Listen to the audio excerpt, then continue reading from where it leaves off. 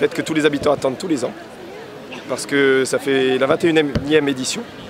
Et donc avec l'association Festoy, on organise depuis septembre dernier ce thème qu'on a choisi au mois de novembre, les Amériques du Nord au Sud.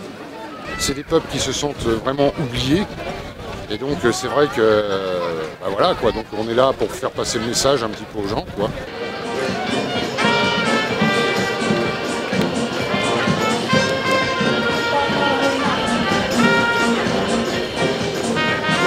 On présente un petit peu l'armement qu'on fabrique nous-mêmes, les costumes aussi que nous fabriquons nous-mêmes.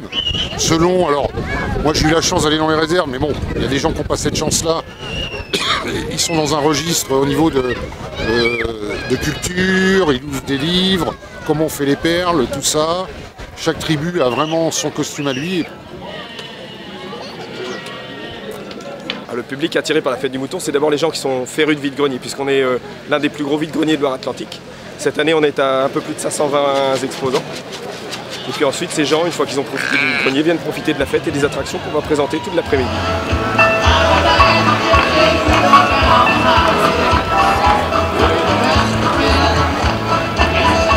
Cette année, donc avec le thème Les Amériques du Nord au Sud, on va avoir aussi bien pour l'Amérique du Nord du gospel que des danseurs de country.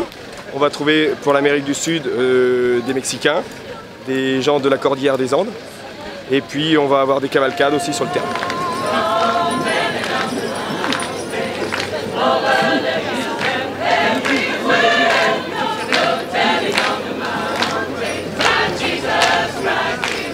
Une chose qui est super importante, c'est le bien-être des moutons, parce qu'on a vu dans le défilé, on avait 200 brebis qui sont venus. Sébastien Hayas nous a mis à disposition. Et puis ce qu'il y a aussi d'important dans cet après-midi, c'est qu'on va avoir un espace ovin, au niveau duquel on va mettre en valeur tout ce qui se passe autour du mouton. Donc aussi bien la tonte que le travail de la laine, le feutre. Et puis pour ceux qui seront chanceux, entre 16h et 17h, il y aura peut-être même quelques dégustations.